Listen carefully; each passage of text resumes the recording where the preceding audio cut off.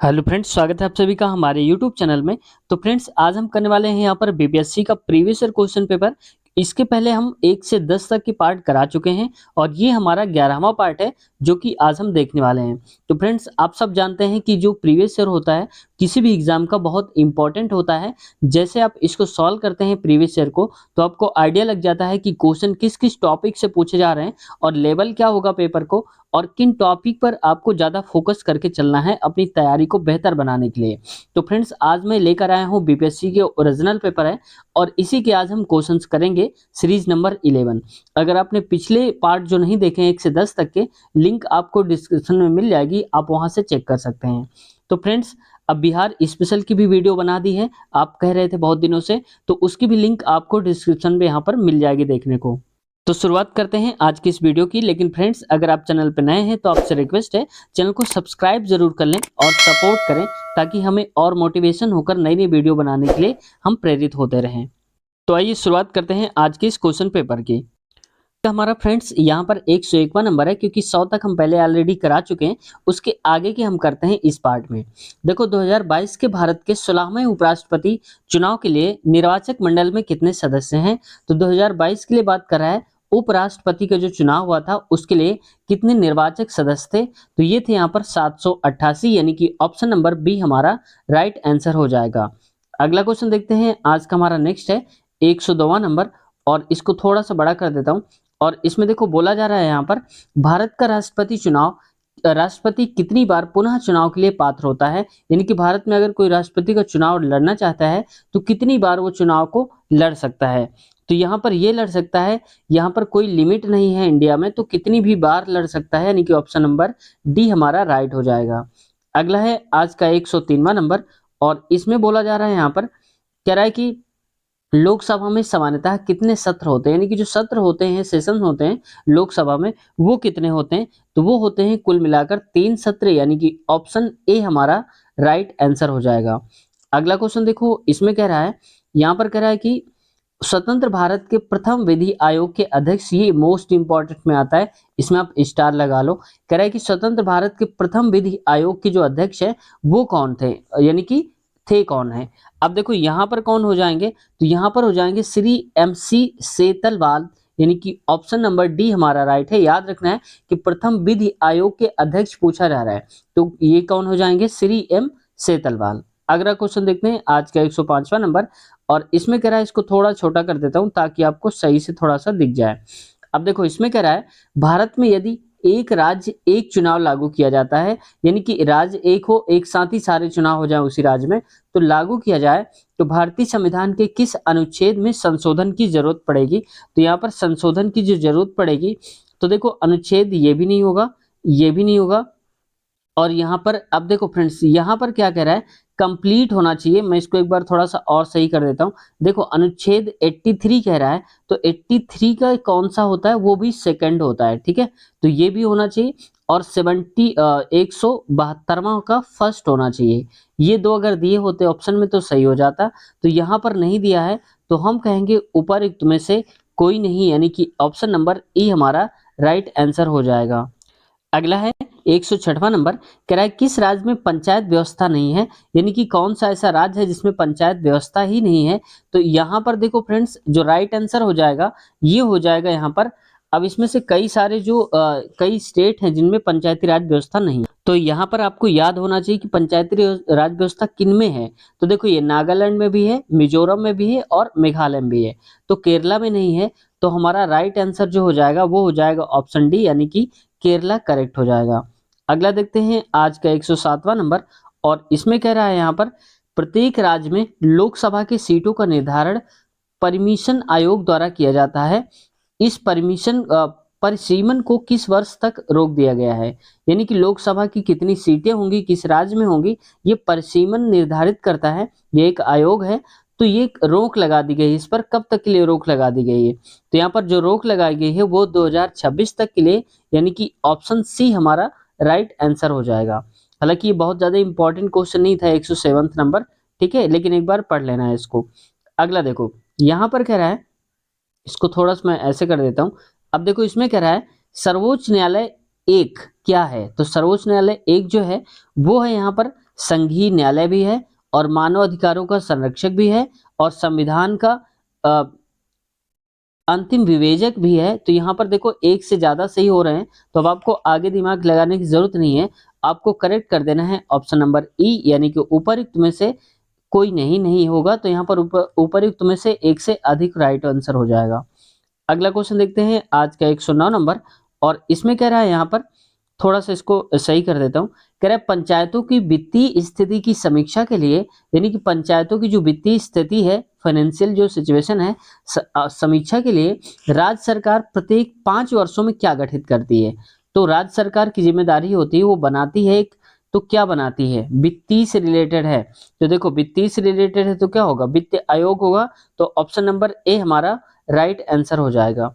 अगला देखो 110 नंबर, और 110 वाले में कहा जा रहा है यहाँ पर सामुदायिक विकास का उद्देश्य क्या है, यानी कि सामुदायिक जो विकास होता है उसका मेन उद्देश्य क्या होता है।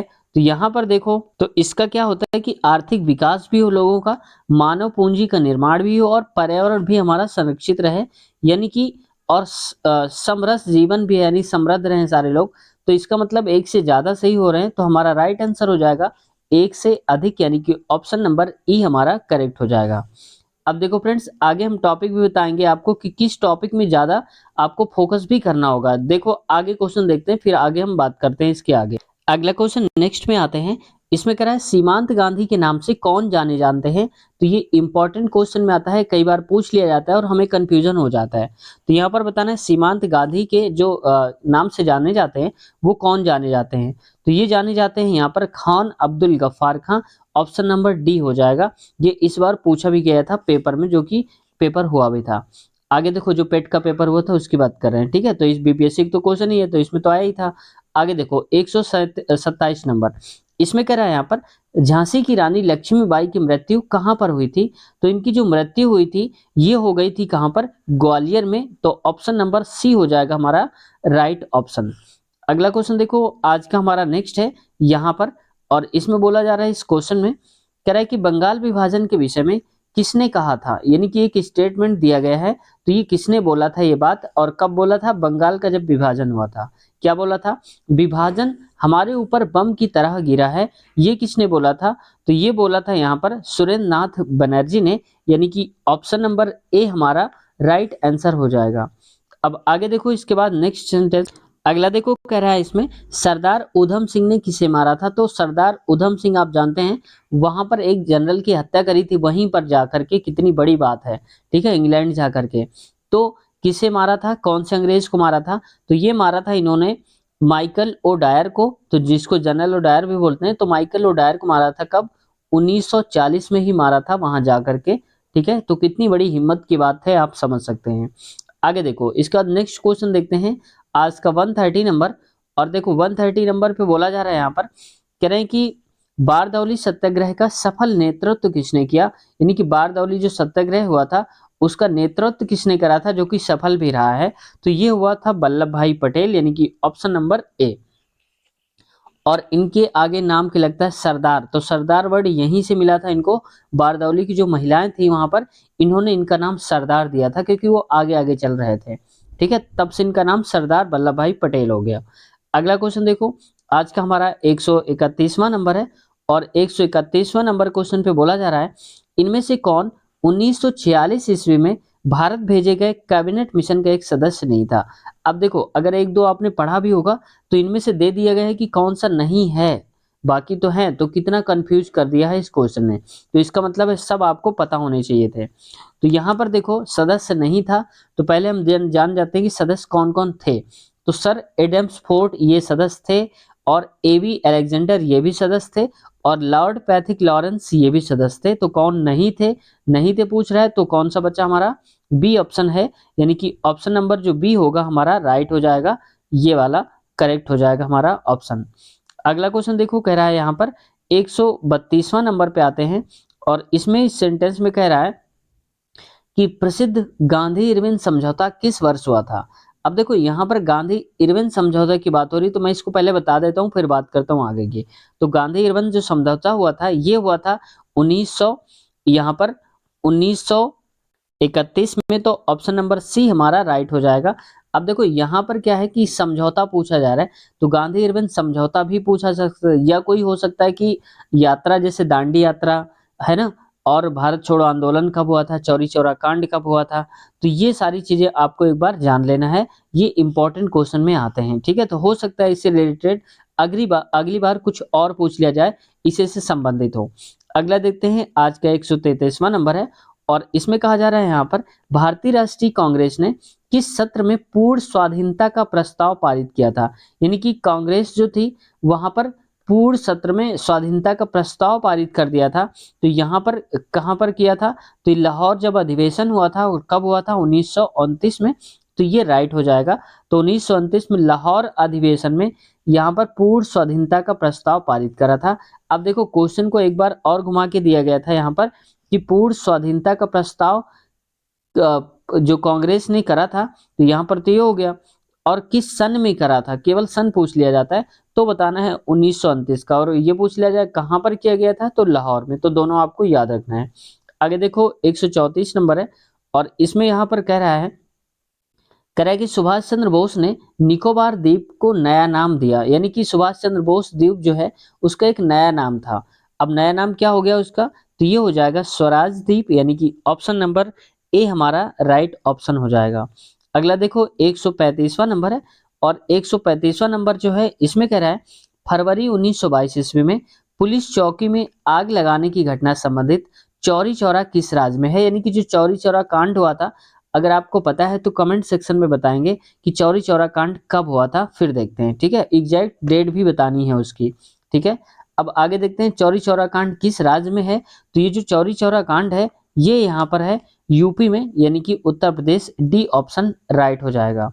अगला क्वेश्चन देखते हैं, आज का 136 नंबर, और इसमें कह रहा है यहाँ पर, खुदीराम बोस ने किस स्थान पर किंग्सफोर्ड की हत्या का प्रस्ताव किया था, का प्रयास किया था। तो खुदीराम बोस ने जो है किंग्सफोर्ड की हत्या, क्योंकि अंग्रेज थे और खुदीराम बोस ने हत्या करने की सोची थी, प्रयास करा था, तो कहां पर करा था, तो ये करा था उन्होंने मुजफ्फरपुर। तो आप जानते होंगे कि मुजफ्फरपुर जो है वो फेमस है एक उत्पादन के लिए, और कौन से उत्पादन के लिए, किस वजह से फेमस है मुजफ्फरपुर, कमेंट सेक्शन में आपको बताना है। और देखते हैं किसका आंसर जो है वो सही आता है। तो मुजफ्फरपुर किस लिए फेमस है बताना है आपको कमेंट में। अगला क्वेश्चन देखते हैं, आज का 137 नंबर, और 137 नंबर पे बोला जा रहा है यहाँ पर, आजाद दास्तां। तो ये लिखा है, आजाद दास्तां बिहार में किस आंदोलन के दौरान सक्रिय रहा। तो आजाद दास्तां एक आंदोलन है, तो किस वक्त वो सक्रिय था। ठीक है, तो किस वक्त सक्रिय था ये, तो ये था यहाँ पर भारत छोड़ो आंदोलन के समय। यानी कि ऑप्शन नंबर डी राइट हो जाएगा। अब भारत छोड़ो आंदोलन कब हुआ था, इनमें से अगर आपको आता है तो आपको बताना है कमेंट सेक्शन में, और जिसका आंसर सही होगा उसको हम पिन कर देंगे और वही हाईलाइट हो जाएगा, सबको दिख जाएगा। तो भारत छोड़ो आंदोलन की शुरुआत कब हुई थी, यहाँ पर आपको बताना है। अगला देखते हैं 138 नंबर। 138 पे फ्रेंड्स देखते हैं, अब थोड़ा सा ये ब्लर हो रहा है, इसके लिए माफी चाहता हूँ। 1946 ईस्वी में गठित अंतरिम सरकार के मंत्रिमंडल में श्रम विभाग किसे सौंपा गया। यानी कि 1946 में जब अंतरिम सरकार बनी थी तो उस मंत्रिमंडल में श्रम विभाग के श्रम मंत्री बनाए गए थे। वो कौन बनाए गए थे, तो ये बनाए गए थे जगजीवन राम। यानी कि ऑप्शन नंबर ए हमारा करेक्ट आंसर है। अगला देखो यहाँ पर नेक्स्ट बोला जा रहा है, और इसमें से कह रहा है फ्रेंड्स, कह रहा है कि 1942 ईस्वी में किस त्योहार के अवसर पर जयप्रकाश नारायण हजारीबाग जेल से निकल आए थे। यानी कि जब ये जेल में बंद कर दिए गए थे तो जयप्रकाश नारायण जो हैं हजारीबाग जेल से भाग आए थे। तो किस त्योहार में वो भागे थे वहां से निकल के, ये बताना है। तो ये भागे थे दीपावली के समय में। यानी कि ऑप्शन नंबर डी हमारा करेक्ट आंसर हो जाएगा। अगला क्वेश्चन देखो 140 नंबर, और इसमें कह रहा है यहाँ पर, डॉक्टर राजेंद्र प्रसाद को संविधान सभा का सभापति चुना गया था। तो कब चुना गया था, किसको, डॉक्टर राजेंद्र प्रसाद को सभापति ये चुने गए थे। तो ये चुने गए थे यहाँ पर दिसंबर 1946 ईस्वी में, पहली जो मंत्रिमंडल थी उससे चुने गए थे। तो दिसंबर 1946 में ये चुने गए थे। तो फ्रेंड्स यहाँ पर जो क्वेश्चन है आज हमने लिए हैं 1 से 40 तक। बाकी यहाँ पर नेक्स्ट क्वेश्चन मैथ के आ रहे हैं, तो बाकी हम कर लेंगे मैथ के भी। तो यहाँ पर आज का जो पार्ट है हमारा 11 यहीं तक रखते हैं। और फ्रेंड्स आपसे कंप्लेन रहती है, आप लाइक नहीं करते हैं वीडियो को, सिर्फ आपको एक टच करना है वीडियो लाइक हो जाएगी, आपको कुछ नहीं करना है। तो फ्रेंड्स अगर आप चैनल पे नए हैं तो आपसे रिक्वेस्ट है चैनल को सब्सक्राइब जरूर कर लें। और फ्रेंड्स यहाँ पर भारतीय राष्ट्रीय आंदोलन से आपने देखा कि बहुत सारे क्वेश्चन पूछे गए हैं, तो यहाँ पर जो पूछे गए हैं, अगर आप चाहते हैं कंप्लीट वीडियो भारतीय राष्ट्रीय आंदोलन की, क्योंकि इंपॉर्टेंट टॉपिक है, तो उसकी तीनों वीडियो जो हैं वहाँ पर आपको लिंक मिल जाएगी। ये इसी वीडियो की लिंक में नीचे आप देखेंगे तो मिल जाएगी। लिंक पे क्लिक करेंगे, डायरेक्ट वीडियो आपके सामने वहाँ पर ओपन हो जाएगी। तो उम्मीद करता हूँ आज की वीडियो पसंद आई होगी। अगर आप चैनल पर नए हैं तो आपसे रिक्वेस्ट है चैनल को सब्सक्राइब जरूर कर लें। मिलते हैं नेक्स्ट वीडियो में, तब तक के लिए अपना ख्याल रखिए। Take care, bye bye.